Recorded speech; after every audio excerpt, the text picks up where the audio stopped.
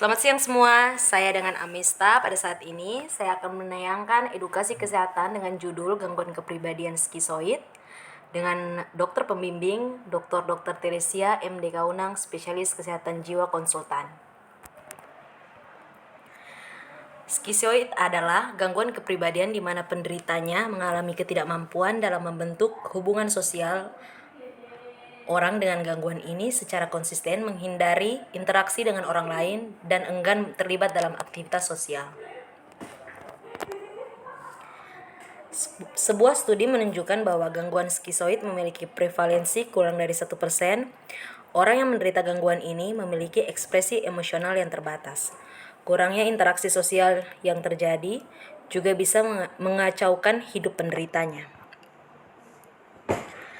Berdasarkan jenisnya, gangguan kepribadian ini dibagi menjadi 3 kelompok. Ada gangguan kepribadian kelompok A, kelompok B, dan kelompok C. Gangguan kepribadian skizoid termasuk dalam gangguan kepribadian kelompok A. Orang dengan gangguan kepribadian kelompok A umumnya memiliki pemikiran dan perilaku yang aneh dan tidak wajar. Jenis-jenis dari gangguan kepribadian kelompok A antara lain ada gangguan kepribadian skizotipal. Gangguan ini penderitanya memiliki kecemasan atau rasa tidak nyaman dalam situasi sosial, memiliki tingkah laku, cara bicara, dan gaya berpakaian yang tidak wajar, serta suka berhayal. Ada juga gangguan kepribadian skizoid. Jenis gangguan ini penderitanya bersifat dingin, suka menyendiri, dan menghindari interaksi sosial atau hubungan yang dekat dengan orang lain. Gangguan kepribadian paranoid. Penderita gangguan ini memiliki kecurigaan dan rasa tidak percaya terhadap orang lain secara berlebihan, termasuk pada pasangannya. Penyebab dan faktor risiko dari gangguan ini adalah belum diketahui, tetapi perpaduan faktor genetik dan lingkungan, terutama pada anak usia dini, dapat berperan dalam mengembangkan gangguan tersebut.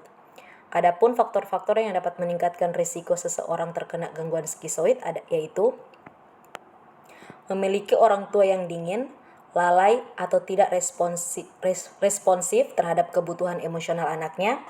Kemudian ada memiliki orang tua atau kerabat dengan gangguan kepribadian skizoid, skizotipal, atau skizofrenia. Masalah anak-anak yang suram di mana tidak ada kehangatan dan emosi yang didapatkan.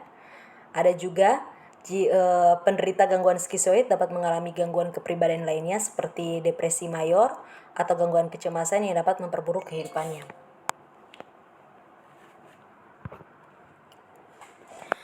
Lanjut pada diagnosis, sebuah pola meresap dari detasemen dari hubungan sosial dan berbagai terbatas dalam pengaturan emosi antar pribadi, dimulai dengan awal masa dewasa dan hadir dalam berbagai konteks seperti yang ditujukan oleh 4 atau lebih dari berikut ini.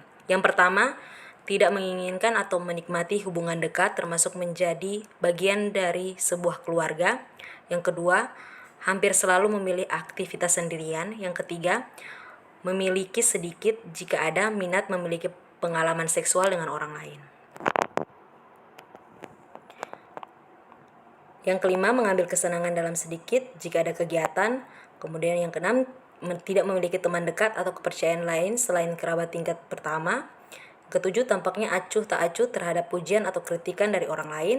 Kelapan, menunjukkan emosi yang dingin, sikap yang tak berpengaruh, atau mood yang datar. Penanganan dari gangguan ini, orang yang menderita gangguan kepribadian skizoid seringkali tidak mencari pengobatan karena isolasi sosial yang dilakukannya.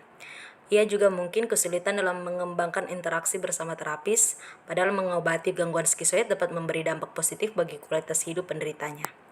Adapun pilihan pengobatan yang umumnya digunakan untuk mengatasi skizoid ini, antara lain ada psikoterapi, grup terapi, dan obat-obatan.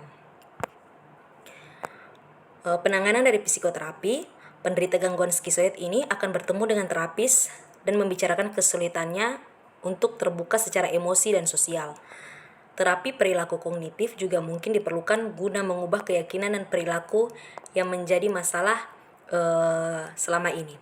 Terapis akan senantiasa mendengar dan membimbing penderita gangguan skizoid tanpa memaksanya terlalu keras sehingga ia bisa nyaman mengikutinya. Kemudian ada penanganan grup terapi. Terapi berkelompok memungkinkan penderita skizoid berinteraksi dengan orang lain yang juga tengah mempraktikkan keterampilan interpersonal baru. Selain itu, terapi ini dapat memberi dukungan dan meningkatkan keterampilan sosial penderita gangguan skizoid. Ada juga obat-obatan. Meski tidak ada obat khusus untuk mengobati gangguan kepribadian skizoid, obat-obatan tertentu dapat membantu mengatasi masalah kecemasan atau depresi yang mungkin terjadi. Sekian edukasi kesehatan dari saya. Terima kasih.